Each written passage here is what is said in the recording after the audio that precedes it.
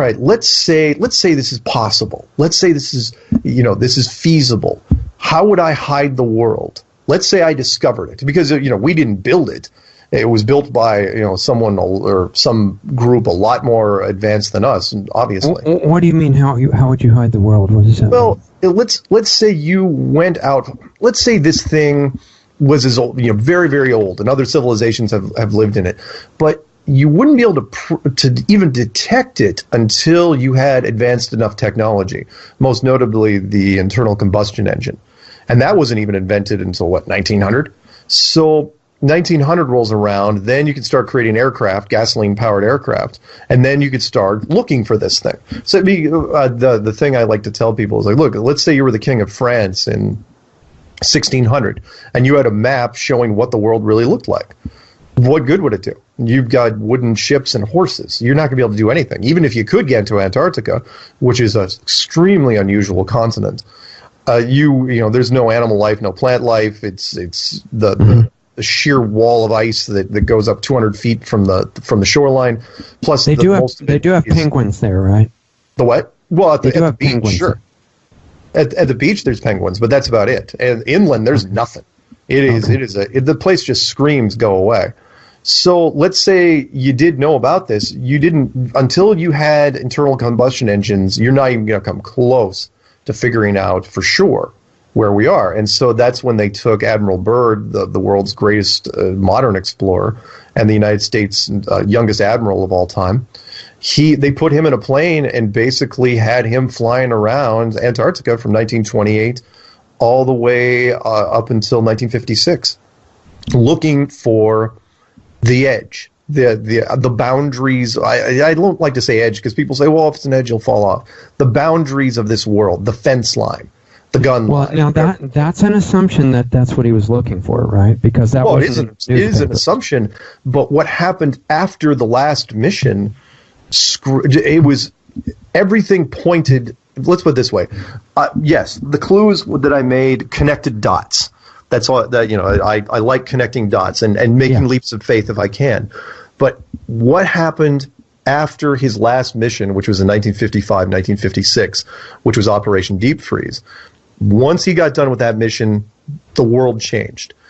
All the governments, the relevant powers of the world acted very, very strangely, and that led into my thing, because it was good timing, because I said, all right, how would I hide the world? Meaning, let's say I found the border of the world, and I didn't want people to go there. What would I do to protect it? And the first thing I would do is I'd hide the upper edge and I'd hide the outer edge. It's easy enough to do. You just militarize space, and most people don't have, we don't have Jetsons cars, so nobody's going up high enough, because it's way higher than commercial traffic or even spy plane altitudes. So you militarize space, and NASA is a military organization. Don't think for a second that it isn't. It is DOD, founded on the still burning embers of the Nazi war machine. Wernher von Braun is the father of NASA, and he was one of Nazi Germany's most decorated scientists. So NASA was started as one of the results of Operation Paperclip, is that right? Yes. Well, yes. Well, yeah. The scientists they brought back, that NASA was more founded, though, because of the atomic weapons testing, otherwise known as Operation Fishbowl, which is an interesting name, where, for whatever reason, after Admiral Byrd got back from Operation Deep Freeze, they started the Soviet Union and the United States started firing nuclear weapons straight up for 4 years. That's all they did was fire nuclear weapons, just fire, big ones in the beginning, megatons, back when megatons were very, very pricey. Yeah, everybody assumes that testing was to make sure they could blow up the world. Yeah, right. And each other and everybody else. From our standpoint, it was no. They were mapping out the sky. But first, it was okay, can we bust through this thing? Can we bust through the barrier that's above us, the dome? And after that, once they figured out they couldn't, they just started using kiloton weapons to just figure out, okay, what are the exact dimensions of this thing? What's the curvature of it? The arcs, anyway. And at the same time, what was interesting was here were the big ones. The big ones changes that happened were in 1959, where in 1959, two very important things happened. One was the Van Allen radiation belts were announced by Van Allen, a NASA employee, go figure, and the Antarctic Treaty was signed. And the Antarctic Treaty, you cannot underestimate this thing. And please look it up if you get a chance. None of this stuff I'm telling you, by the way, is secret information. You can look it up and see the broad moves that were made yourself. The Antarctic Treaty was put in place in 1959, same year as the Van Allen radiation belts. Van Allen belts basically saying, don't go up there. There's something super, super deadly. And if any humans go past it, they're going to die. And what altitude was that supposed to be at when it was in? Van Allen radiation belts totally start, I think, about 500 miles, give or take, and extend upwards of 60,000 miles deep, some to that effect. Okay. But we'll get into that in a second. The second part was the Antarctic Treaty, which says, and I'm not exaggerating when I say this, that no corporation anywhere in the world can do anything in Antarctica ever. That's the short version of it. So if you all of a sudden, Richard, decide to create your own country and you become an economic power, you will have to sign this treaty. And the treaty says none of your corporations can go down to Antarctica ever. It's the only treaty ever in the history of treaties that has gone this long without anybody even challenging it. So there were like 150 countries that signed it or something like that? Everybody signs it. If you trade in the world, you have to sign this country. And it's not even up for debate until the year 2041. And and you know full well, and here's where it gets weird. Richard Byrd, the world's greatest explorer, he went on national television and said in 1954, and this is when I think they were almost ready to give up, and that's Murphy's Law for you. It's like, the world's not flat, apparently. Let's just carve Antarctica up and go after resources. He said, look, there's an entire mountain range made out of coal that can supply the entire world. There's oil, there's minerals, there's uranium. Let's just make money. In fact, he was worried that... I saw the black and white video of that interview, yeah. Yeah, it was a brilliant video. It was on a show called The Longines Chronoscope back in 1954. It was kind of like a 60 minutes of their time. Right. It was a watch company. That's why they called it the Longines. Yeah. And yet, no oil company. Here's what gets even weirder. Not only are no corporations allowed to go down there, no corporations are even allowed to talk about going down there, even suggesting it. I mean, if I'm the head of Exxon, I'm going to go to the New York Times and I'm going to run a full-page ad every month saying how great it would be for Exxon to go to Antarctica. I'm going to grease the palms of every politician I can. I'm going to hire the best lobbyists, and I'm going to go down there. And we all know this. I mean, look at the fracking in the United States. You can, if somebody wants to frack in your backyard, they can start pretty much next week. It's only a question of who they're going to get to. If they get to your neighbors, if they get to the local politicians, they're going to, the only place they're not fracking right now are places where there's no resources to frack. So you're telling me these companies can't go to Antarctica, can't even talk about going to Antarctica? It completely goes against what we are as a civilization that runs on greed. So what happens when you start asking official people why that's the case? It never happens. Well, I can tell you what happens behind closed doors. That it's because I know what I would do, and that is if a major oil company was even considering it, you monitor the email traffic and tap phones and whatever you need, and if anyone even starts thinking about going to that path, you go to the highest level of the exec of that company or the board, and you say it's a matter of national security. You're not allowed to even talk about it, and if you even think about going against us, we will stop you with a federal injunction. Has anybody from the public ever investigated and started asking these guys what the official answer is? Well, they've tried. Nobody. There's no responses from anybody. Nobody. You will not find out. You basically get dial tones. You don't get anything from inquiring. There's nobody. Okay. So if you figure out what department it is within the U.S. government at the federal level, for example, that's in charge of, I don't know, whatever would relate to that. That's where it gets even. Again, the lines get so blurry because nobody owns. Here's where it gets even weirder. It's fragmented to the point where even if you went to one government, they would just shuffle you off to a different one. Nobody owns Antarctica. So no one officially is even in charge, right? No, nobody's even in charge of Antarctica. And that part alone, which I talked about in the clues, which was, do you know a single piece of real estate anywhere ever that isn't owned by somebody?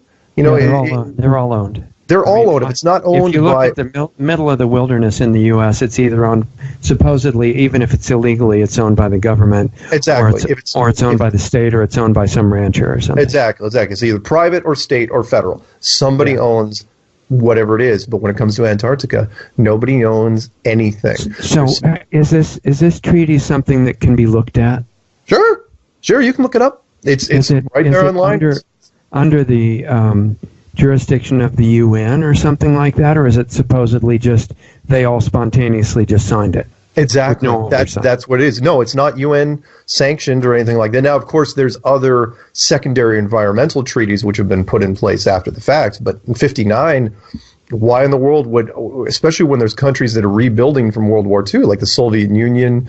I mean, there were something like a dozen countries down there in the 50s. There was Soviet Union, Great Britain, Argentina, Chile, New Zealand, Australia, United States, so on and so on. But once Operation Deep Freeze concluded, everybody left. And the only people that was with Byrd exploring it, you mean? Yeah, when Byrd was exploring it in 1955-56. And what I believe happened, my leap of faith anyway, is that after pushing the better part of 30 years of flying, because he flew his own planes, and planes got way better in the 1950s, that he figured out where the outer boundary was. And it was probably thousands of miles past the coastline. It's not like the end of the Earth is at the Antarctic coastline. You have to go thousands of miles. But the decision was made, and I don't blame them. I totally get it, which is, all right, we can't let corporations down here because sooner or later they're going to, all it takes is one rogue plane or rogue helicopter. Somebody goes off course. They see the wrong thing. Then what are you going to do? You're going to have to take care of them. You're going to swear them to silence, or you're just going to kill them. How many people can you actually kill? So they decide, okay, you know what? Let's just make it an all or nothing deal. Nobody gets to go down here. And that way we don't ever have to worry about, we'll just say, now we'll put it under the cover of multiple treaties, but the Antarctic Treaty was the biggest one. And now they'll say, well, it's for science. It's a scientific thing, and you don't want to go down here anyway, and blah, blah, blah. And now haven't there been some scientific expeditions to parts of it measuring temperatures and ice thickness and stuff like that? Sure. I mean, there's research bases down there, and if you want, and don't get me wrong, when because some people will say, well, no, I can book a trip to Antarctica. But yeah, fine. You want to spend what, $15,000, 15,000, I think you'll do it. You can go down to the peninsula and have your picture taken with penguins and all that fun stuff. Right. But as far as going on in the interior, you cannot go down there and unload your own helicopter and just take off. You can't go inland. No. Well, again, they have to be clever. They're not going to put up signs saying that you can't go in. They'll say you need permits. And you need permits from multiple countries because no one country owns Antarctica. And so they put enough red tape in your way to where even if you could, and let's say you jump through all those hoops, eventually then they'll just monitor you. And they'll figure out where you're going, and if they have to sabotage you, they will. But again, the continent is so hostile to us as far as the temperature and it's all in the altitude. Remember, most of the continent is sitting above 14,000 feet, and altitude sickness kicks in at about 7,000 feet. So it's not fun no matter what. Yeah. And so far, it has worked really, really well. Antarctica has been a great no-go zone, and really, I don't know. I've known people that have traveled my whole life. Nobody goes to Antarctica. So how did the research teams go in there? Oh, the military puts them in, and the bases are there, but most of them are within striking distance of the coastline. There are a few bases somewhat, and if you want, you can pay a little extra, and they will take you to what they say the South Pole is. But remember, the GPS system, and people will also say the GPS system proves the Earth is a globe. I'm going, well, okay, remember the GPS, which also stands for Global Positioning System, is also a DoD project. It's the Americans came up with it in the 90s. There's supposedly blanket coverage of 30 satellites. They're supposedly revolving around that track, you can track everything. So what would be required to change it from that last part where you said, all right, based on this much that we know, my leap of faith is this is all the reasoning for it. What would be required to change that from your leap of faith to proving that it's right? Proving the flat Earth at this point? There's a proof via Antarctica. Okay, if you want to prove Antarctica out, here's how I would do it. You could do it with, you do it the slow way with 2 ships, but all you need is 1 ship and 1 plane. You probably figure out what I'm doing here as I describe it, which is you take, if the world is like a clock, it's a flat circular clock, you put the ship in the 6 o'clock position, and you take a plane with a lot of fuel on it, and you either have it go clockwise or counterclockwise, always within visual distance of the Antarctic coastline, because you can't trust GPS. GPS will not just show you, but it will show you where it wants you to think you are. So you try to fly around Antarctica visually, right? Yeah, basically you have to fly around Antarctica visually, and you either will run into the ship. If you could run into the ship, because remember, if you believe in mainstream science that Antarctica is only about the same island continent size of, say, Australia. In fact, it's weird, and which means you should be able to circle it in a decent plane in 18 hours, maybe, which isn't that bad. So the ship could just stand in one place and wait for you to come back, right? Exactly. But if it wasn't, that plane would have to refuel long before you even got close. Which it couldn't do, and that would be a way to refuel from, right? Otherwise, you'd have to ditch and refuel somewhere. But here's the problem. Yeah. The Antarctic Treaty, which has been expanded, in fact, just recently, you can't get a ship even. The Antarctic Defense Force will basically escort you out. You can't even be within, not just visual distance, I think it's below the 60th parallel. You can't, the test is really impossible. You think it'd be an innocent enough test to do. Of course, it would take some money to do because you need a big enough plane. Yeah, but somebody curious would fund that, I would think. You'd think, but to date, nobody stepped forward yet. But that would be a way to prove it with Antarctica, if you wanted to, and because Antarctica is the only continent that doesn't look anything like the maps. Everything else looks actually fairly similar. Yeah. I mean, you fly around that, and the whole thing is over, right? Yeah, if you can fly around it and do it in a very, very short amount of time. Or it's going to take you weeks or something, and you're never going to make it. It wouldn't take you weeks, but it would definitely. But let's put it, there is no plane in existence that has enough fuel to pull that off. Yeah, you'd have to figure out the refueling question, for sure. And by the way, I know some people are having a hard time visualizing this, who've never heard about it for the first time. If you want to know what the continent layout looks like on the flat Earth, you're basically looking at the UN flag. Right. Which was interesting. And I don't think I told this story in the clues. That was one of the things that got me hooked, was when that Canadian artist was talking about this party that he was out to in the United States when he was a contractor for NASA doing painting work. He was a painter, photorealistic painter that they would do for mission simulations. Nothing sinister. Okay. And the guy was saying that there was some guy that all these people in the room commanded different teams, and one of them said, "Hey, I heard a rumor that the GPS doesn't work out in Antarctica." And another guy said, "Hey, Fred, you better send one of your groups out there to confirm that." Another guy chimes in and goes, "Well, if he sends the guys out that far, they're not coming back." And the guy in our community, he goes, "Well, wait, why are they coming back?" He goes, "Well, because GPS doesn't work out there." And he goes, "Why doesn't it work out there?" "Because it's flat." And of course, when you hear this for the first time, you don't get it. Nobody gets this the first time.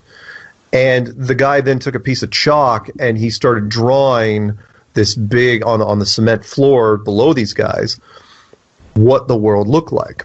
And basically, the story goes that when he was done, the artist was looking down. He goes, "I was basically looking at the UN flag. The UN flag is the model that we're working on right now. Is where the North Pole is the center of the circle, and then all the continents are splayed outward. But what what's do you interesting call that projection, by the way? It's the projection is called. You can look it up in Wiki. It's called the azimuthal, AZIMUTHAL equidistant map. Okay. And what's very, very interesting about the UN flag is that Antarctica isn't on there, which is interesting because there's all sorts of different projections where Antarctica is on there. But on the azimuthal map, the official azimuthal map, Antarctica is just this giant ring around the outside, but it was left out on the UN flag, which is, Are you saying why? The ring out of sight, out of mind. If the you don't ring see isn't it, even there on the UN flag? What, Antarctica? Yeah. No, it's not there. It's literally not there. In fact, instead of Antarctica, on the UN flag, you have these two wreaths, these kind of Greco-Roman wreaths on the outside. And I'm going, okay, does that represent Antarctica, or does that represent a barrier? What in the world are we looking at here? But it's interesting that it's just a nice picture. I mean, yeah. So people have flown like around the world, going on a line of latitude, for example, or the equator or something, and that works okay, and it comes out to be, well, actually, you know what? If they flew around the world latitude-wise, meaning east to west or the other way, on like the Tropic of Capricorn, that would also prove that the globe model is true or false, because the distance to do that would be radically different according to which model is correct. That is true. You're absolutely right. If somebody flew... You're allowed to fly at the Tropic of Capricorn, right? I'm sorry, say it again? You are allowed to fly a plane. Oh, yeah. You're and somebody has suggested that recently, where you could, in fact, you wouldn't even have to use Capricorn and Cancer. You could say, I don't know how many degrees above or below the equator. Yeah, just a little bit. But above the equator would not prove anything. But if you did models both, are pretty close. But if you did both, you could compare. The key is to do it below the equator. Yeah. But what just occurred to me is you don't have to worry about breaking into Antarctica. If you just go a little bit below the equator and you know how to use math, you know whether the model is correct or not. Yeah. Which also, by the way, here's another interesting, and there's so many interesting points. I know we don't have time, but here's a couple other things. There was a YouTuber, not a flat earther, because some people say, well, the toilets and the sinks, they drain differently, clockwise versus counterclockwise. Or the southern hemisphere. And there was a really big YouTuber out there, he's, again, not a flat earther, and it's called Smarter Every Day.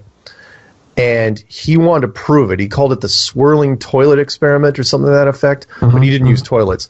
But what he did was, it was one of the finest scientific tests I've ever seen for this, which was he did a simulcast. One guy was in the far south, one guy was in the far north. They built identical kids' wading pools with a central drain. A tubular drain in the top, made sure that they waited for hours for the water to be perfectly calm. No turbulence to throw it off or anything. Yeah. Oh yeah. And then instead of even putting little floaty things, they used eyedroppers and did food coloring in sort of in cross patterns in the pool. Okay. And then pulled the plugs in the exact same time. I mean, they were literally talking to on the phones with each other, so you couldn't say, well, it was one day versus another day. Yeah. And I'll be darned if the drains, it was so unbelievably slight, meaning clockwise versus counterclockwise.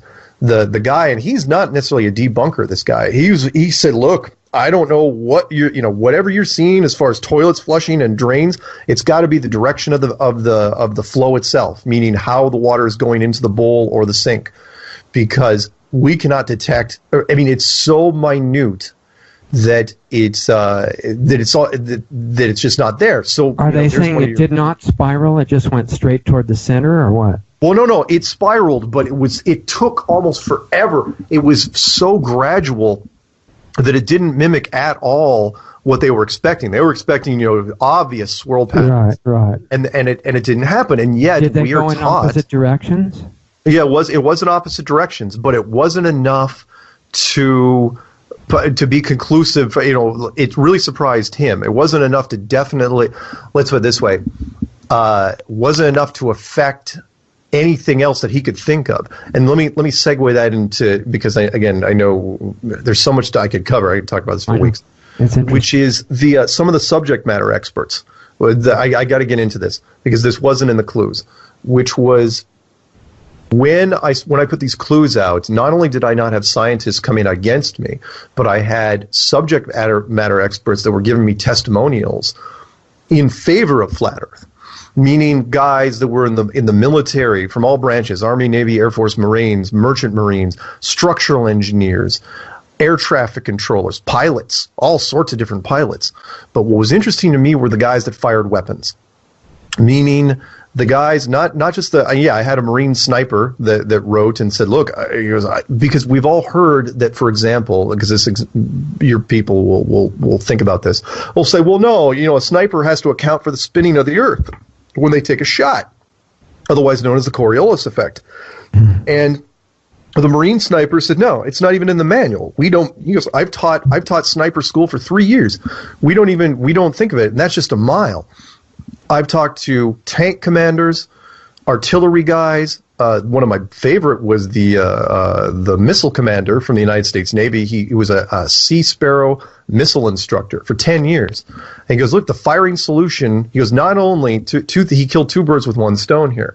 One, he goes, look, we're using a 2-inch pencil beam radar, and we're going point to point over 60 miles. We need that radar to be spot on. Basically, they're painting the target at 60 miles. He goes, 60 miles? He goes, how in the world are we hitting that thing with the curvature? You can't tell me the gravity is bending that laser perfectly at 60 miles to where we can hit the target. Two, we're not using the spinning of the Earth, otherwise known as the Coriolis effect, in any of the firing solutions. And all the other military guys that came on all talked about this.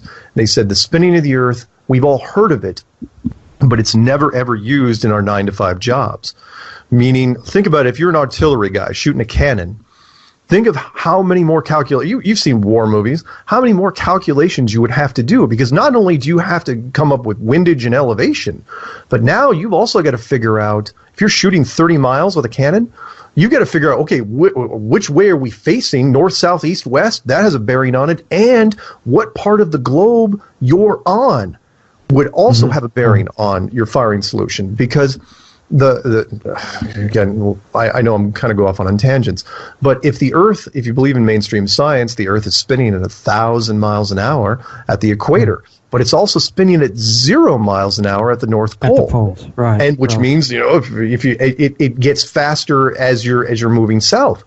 Right. Until you get to the equator. So why are nobody taking into the account these firing solutions, even though mainstream will say, well, a sniper shooting at 1 mile had to come up, we had to account for the curvature or the spinning of the Earth. Yeah. No, we didn't, because we're shooting. So you said all these people came on and talked about it. Came on what? What was the venue? I'm sorry. Came on. I ended up getting a podcast out of it, a radio show.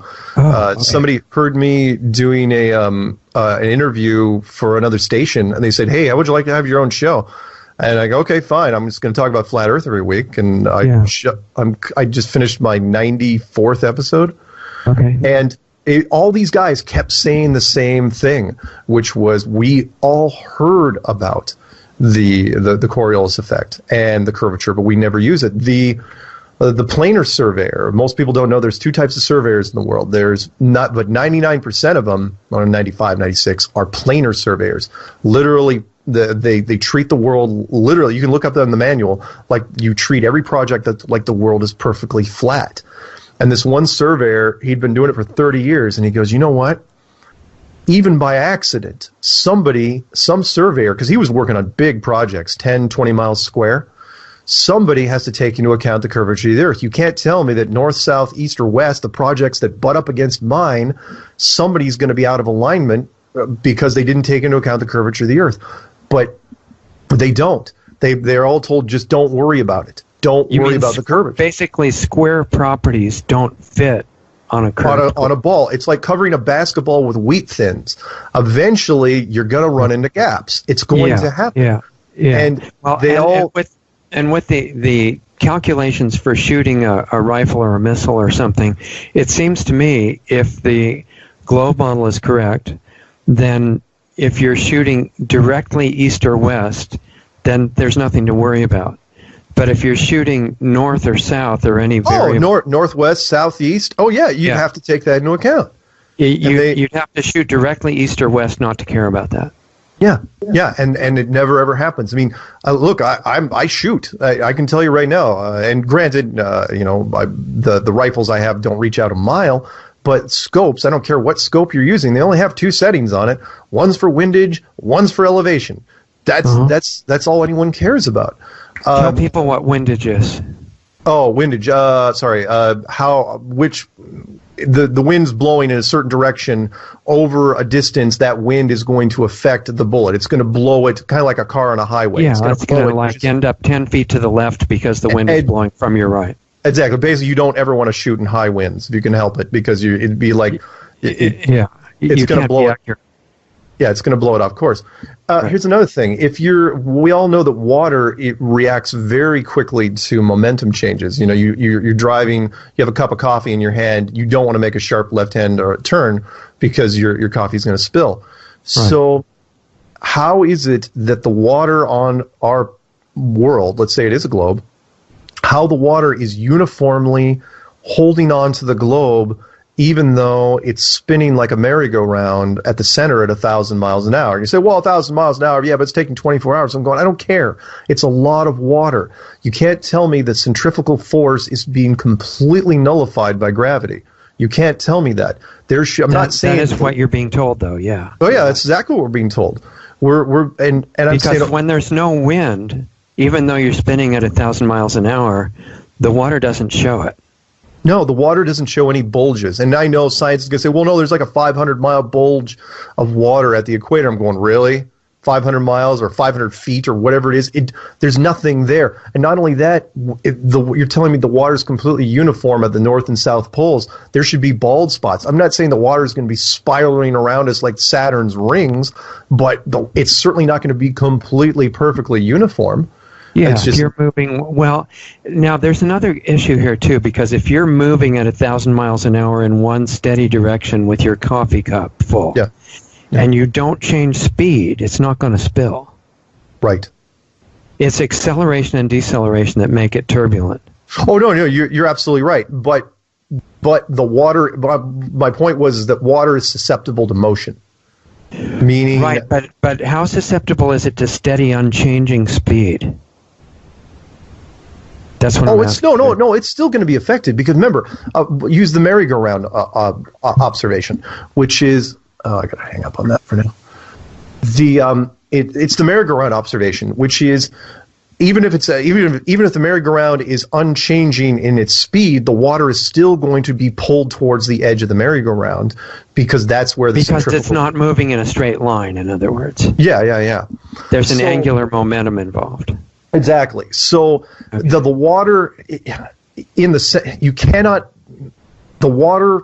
And I know the merry-go-round is an interesting example because it's not a sphere, but at least you get the point. Which is, you put water in a merry-go-round and spin that merry-go-round. It doesn't matter if you even start spinning it slowly or super slowly. Eventually, the centrifugal force of the merry-go-round is going to pull that water. It's going to pull to the outside. So they're postulating that gravity does totally overcome that. Yeah. They say that gravity completely overcomes that. I'm going, really? Completely overcomes that?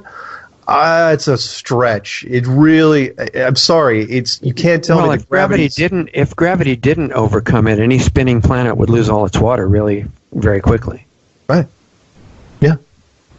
So they have to assume that gravity is strong enough to take care of that. And it's not the kind of thing that's really easy to test. No. Right. And here's I'm sure you have a few more points you got to make, but I'm trying to think of arguments that have been thrown at me over the last few months, which is some people that one of their first knee-jerk reactions is, well, we can see in the sky that all the other planets are spheres, therefore we have to be a sphere. And I come back and I go, who told you they were spheres? How do you know exactly that there's spheres? When I look up there, I see lights. And if I have binoculars, I see a circular light. But the only three-dimensional flybys you ever hear from are from NASA. Well, you would have to be able to beam, say, a beam of light at a planet in the center and at the edge and show that there's a difference in depth. Yeah, but even then, again, because people will also say, well, how do you get the spherical kind of shadows on the moon, the waxing and waning crescents, and the blood moon, and stuff like that? Mm-hmm. I'm going, look, we can do this now. And I know I'm dated when I say that when I go to a planetarium, when you go to a planetarium, Neil deGrasse Tyson runs the Hayden Planetarium, we can simulate all these things right now. And I know people don't want to, it's too big for some people to even think about. It's like, who says that when you walk out of that planetarium, you're just not in a bigger planetarium? Because I've had amateur astronomers come at me and say, look, I've seen the moons of Jupiter through my telescope. I'm going, that's awesome. That's great. Take that telescope, go to the planetarium. Does it look more or less spherical? And they say, well, it doesn't matter because I'm in a planetarium. I'm looking at an image. I'm going, how do you know you're not looking at an image now? How do you know? It's very hard to tell if what you're seeing is 2 or 3 dimensional. Exactly. Unless it's really close to you, because then your eyes have enough of an angle so you get some depth perception. And people will also use the sticks and shadows argument. So they'll say, well, this was proven a long time ago. And I'm going, well, you made some assumptions, though, about how big the sun was. The sun was 93 million miles away and hundreds of thousands of miles wide. The sticks and shadows argument also works the same if the sun is really close and not very big. It's perspective. We are notoriously bad at it. So what we're saying, because people say, well, what about the sun and the moon? I'm saying the sun and the moon are just mobiles above a child's crib. In this case, they're very. It's a similar thing to when people report seeing a UFO, because it could either be, hundreds of miles long and 1,000 miles up in the sky, or it could be 100 yards over their head and just look the same size. Oh, right. It's the same visual image. Human beings are notoriously bad at perspective, and we're even worse at relative motion. The argument which I used in one of my later clues, just to give people a different take, was that we've all been in stop-and-go traffic where we zone out for a second, and then all of a sudden you don't know if the car next to you is moving or if you let off the brake. You get this weird... I had that experience in a train. You go. You go into a place where you're all stopped next to each other, and then somebody starts moving.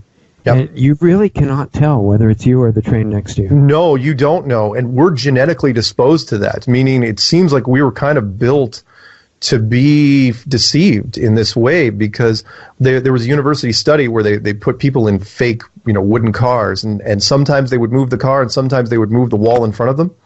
People could not tell. Tell, which is why simulators work so well. Which is why some people cannot watch even a low-res video of a roller coaster on a television because they'll get sick. It's like, look, exactly. There is no roller coaster. And it's like, the other thing that's interesting to consider in the whole mix is that who is really moving is a totally meaningless question that can never be answered. Because the meaning of movement is always relative to what? Something else. Right? Yeah. And it's not saying point A is moving and point B is stationary. That's completely arbitrary. Right. And so when we look up at the sky now, again, once you get into the community, you realize that, all right, let me throw one more big one out at you, and then you can fire away wherever you want. Yeah, but when it comes, are we moving or the stars moving? And what's interesting is there's also something that's missing up in the sky, and that is parallax. And people are going, okay, what's parallax? Parallax is when, perfect example is if you're driving down the road, the telephone poles are going by, pretty quick off the side windows. But when you look out in the distance, the mountains are going by quite a bit slower. And that is because the telephone poles are very close, the mountains are farther away. Yeah. Well, here's the problem with that when it comes to space. You've got the closest star is apparently something like 4 light years away. And there are some stars out there that they say are thousands, if not millions of light years away. But yet when we do time lapse of the stars, they're always rotating in the exact same fashion. There's never any deviation. They're perfectly lined up. There's these perfectly patterned circles. And science will say, no, well, you can't tell in just a night or even a week or a month. I'm going, because they said the distances are too great and we can't tell. Well, isn't that because they say the stars aren't moving with relation to each other? Basically, they're saying that we cannot detect. They're saying the stars are going all over the place, but we can't detect them because the distances are so vast that we can't tell them in a short time. I'm going, well, okay, that's fine, but then you're also saying that because the constellations, which we all know, Leo and Cancer and Virgo, and they're staying the same for long periods. They stay. The constellations haven't changed in thousands of years. So when exactly would we see the parallax? When would we see the stars doing these weird formations that never ever happen? It's just things that people don't think about. And again, it's things that every little thing that I've mentioned here during the show, they all point back to the same. For at least in our community, the same conclusion, and that is, at the very least, you are not on a globe. Now, can we say exactly what the shape is, what the arc is, and how flat it is, and what the shape of the dome is? No, we can't. But what at the very least we can tell you, 100%, everyone will say the same thing in the community, is we know you're not on a globe anymore. And that the powers that be figured it out in the 1950s, for sure. I think they suspected for a long time before that. And they tried to hide it from you, and it worked. It worked really, really well. But the internet detection ability got better. The access that people had to their homes, all the information that are on the clouds out there, people sharing things. It only takes one guy in the middle of the night to find a frame that's out of place, and then he puts it out there, and the cumulative effect is nobody's buying it anymore. So, all right. So what I would like to encourage listeners to do is get out of the paradigm of saying, I believe this or I don't believe that, because that's the lazy way. Yeah. I want people to use your brilliant creativity and think of, how do you prove that this whole idea is right or wrong? And I really want people to think about that, because it can expand your mind and the way you're thinking. And the other two things I want to bring up quickly is that because you mentioned these in the clues, and I thought they were really interesting. The first one about the forbidden nature of Antarctica that just occurred to me while we were talking. Mm-hmm. If the flat Earth model is correct, then the Antarctic coast, the edge there of the continent, is really long. I don't know how many miles it is, but you must. It'd be huge. It'd be tens of thousands of miles, 50,000 or more miles long. So how are they managing to keep all curious explorers away from that entire long edge? Gotcha. Oh, you asking me? Yeah, I'm asking. The treaty for the most part. The treaty. So nobody's really trying to sneak through where it's not guarded or something. No, but also you got to remember that this place was built with some really clever natural negative reinforcements. So that, the Antarctica, really, you don't want to... It's not a comfortable weekend trip. No, honestly, if you're in a boat, once you start seeing your first icebergs, you don't want to go there. And then if you those are dangerous. Huh? If you do get to the coastline, it's a 200-foot wall of ice going straight up. You get on top of that, and there's nothing. There's no landmarkers. You're just on top of ice and snow. Yeah. Then the altitude starts. And even compasses probably wouldn't work either. No, that's all another how thing. They behave is an interesting subject in itself. Yeah. The fact that the North Pole seems to be the only magnetic force, and in fact, I had a military guy from Australia say that there is no magnetic south that they could ever determine. Okay, well, anyway, that's one issue. The other one is, I thought you had a really interesting point of just a question for listeners to say, all right, how would you interpret this set of data? And that data is what you found out about flights over the South Oceans. Oh, right. The Southern Oceans, if you want to go look it up, it's, again, I ran into this by accident. It was not even me who first found it, where you take a flight in the Southern Hemisphere. In the Northern Hemisphere, you will see it too if the distance is great enough. But when a flight gets over water 200 miles or so, the latitude and longitude will drop off. And even though you might see the graphic on the screen, The plane they won't drop be there. off of what? You're watching it on some kind of a website? Oh, it's just the GPS DoD system transmits to their data to a lot of civilian stuff, so you can track your loved ones on like planefinder.net or FlightAware24 or Plane Tracker. There's a whole bunch of them out there.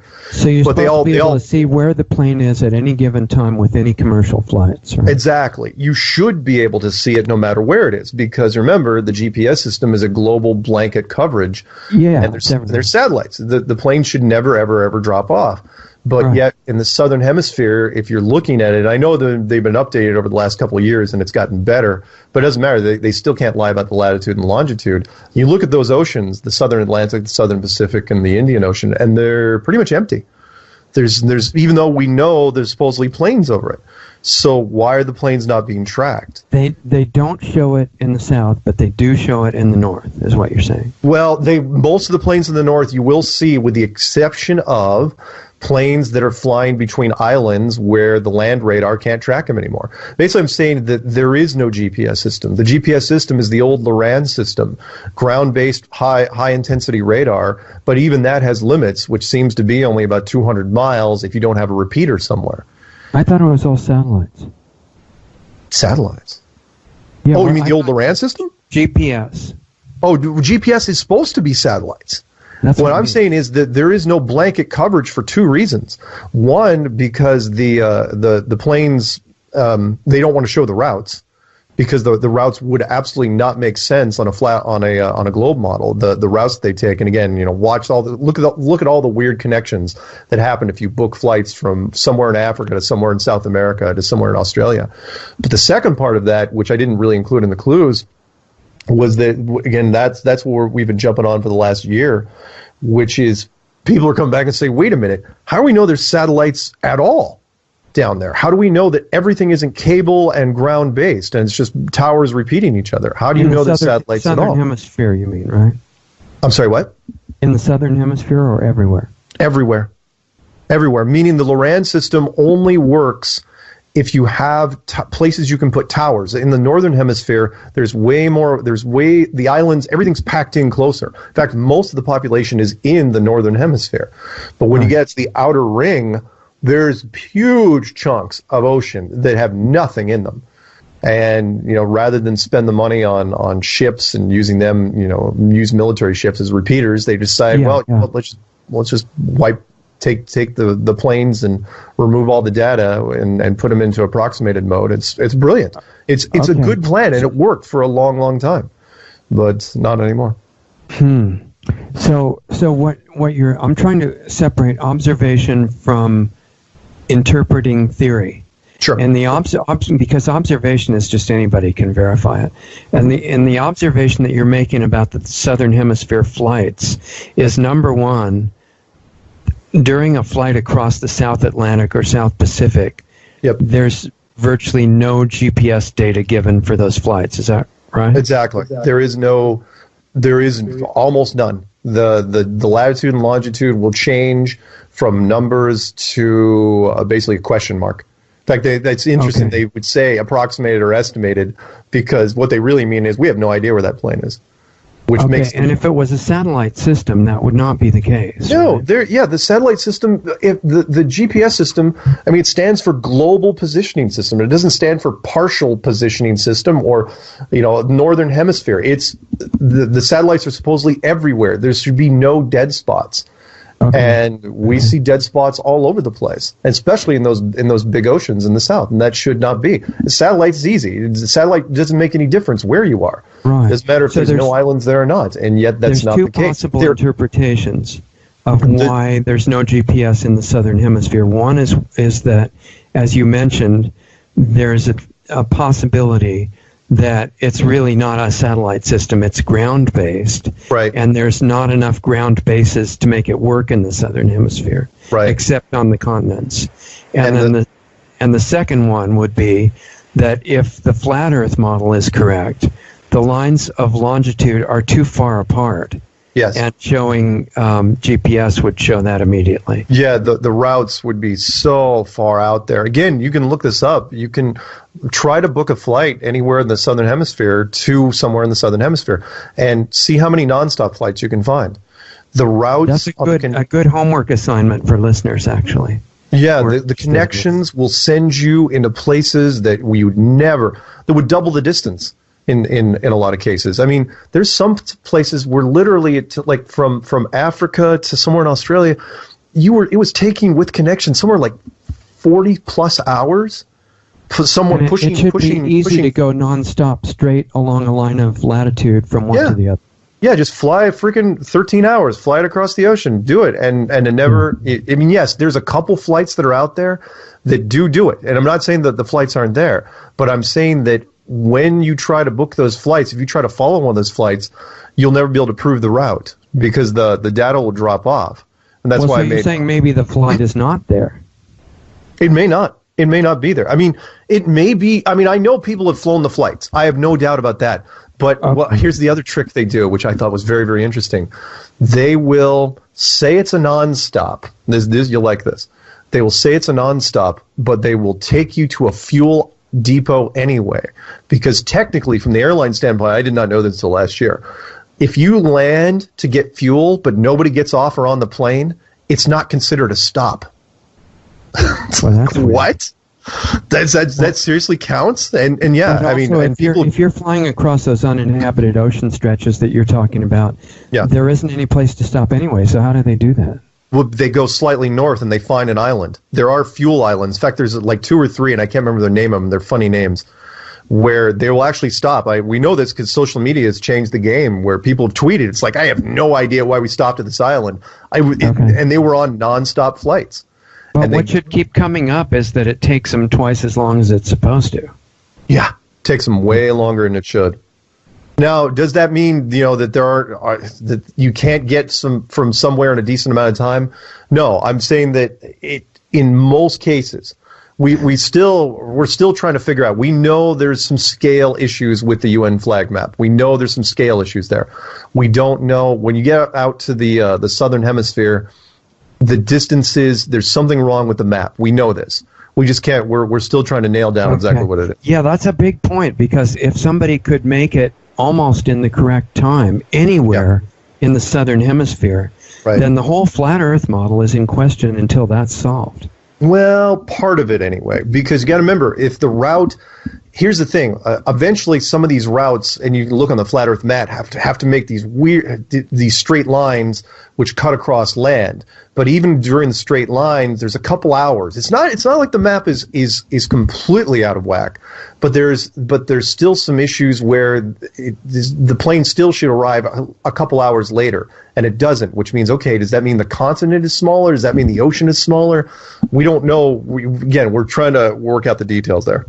Okay. Well, would you agree, as kind of a wrap-up point, that the purpose here is to get people to be, first of all, aware of the things that they know that are based on a belief that they just accept, versus the things that they know that they have actually determined from their own experience or found out somehow. Yeah. And that once you know the body of knowledge that you have that's based on assumptions, start using your creativity to think, how would you prove whether those assumptions are true or not, rather than just changing your belief? I mean, because that's not what you're asking people to do. You're not saying drop one blind belief for another. No. I think what you're saying is start becoming conscious and checking things out, because then you know that a belief that was based on assumption could change to a belief based on actual knowledge. Yeah. Again, be how open-minded are you? And start with the most basic. If you think you're open-minded, this is your test. Start with the most basic thing there is. How do you know you're on a globe? How do you really know? Think about that for a second. Do you know just because you've been told so many times of your life, or do you know, because you saw a picture once and you bought it? Well, and then you can get deeper into that, because the human being as really a non-physical being living in a physical body for a while, is looking out through a programmed intellectual mind, a bunch of emotions based on experience, and very limited senses that only perceive a tiny bit of what's outside. Yeah. And so, based on those limitations, which everybody seems to have, how do you actually know anything? True. Yeah, unless you can test it for yourself. And say, this is what things look like to me. Yeah, and again, I apologize for the people that are out there going, holy smokes, I'm not going to be able to sleep for a week. I completely hear you. It's one of those things where, again, everybody who starts down this road, and I'm warning you in advance, if you're happy with your life and you don't want to mess with anything, by all means, don't look into this, because that's your only defense. If you try to disprove this, if you try to go after it, you're going to run into it, because you're going to end up like everybody else in the community. I think this is our first Lost Arts Radio episode of Twilight Zone, Series 2.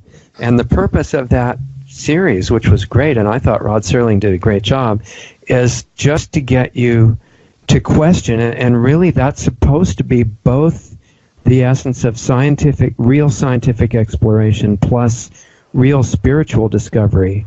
Yeah. Neither one is based on, well, I guess I'll just believe this. Yeah. They're based on trying to find out what's real. Yep. And that makes things a lot more interesting. Yeah. Anyway. So, yeah, you want to leave people with anything other than that to just remember from all of what you've said? The only thing I want to leave them with is don't take my word for it. Don't believe a single thing I've said. Just check it out for yourself. And the community is vast now. It is so much bigger than it was even 2 years ago. And I don't know why this awakening is happening the way it is, but just forget about looking at my stuff. Just go into the easiest way is just go into YouTube, type in Flat Earth, and don't set any filters and see what happens. And it's amazing the amount of content that's been produced. Some people have been exploring these things in other ways. Oh, yeah. What inspires people, it generates so much interest and curiosity that not only, we get so many people in the community that just created their very first YouTube channel. And now they've got tons of subscribers and making videos every week, and it's a massive community and very supportive of each other. I think one of the main messages is to drop fear.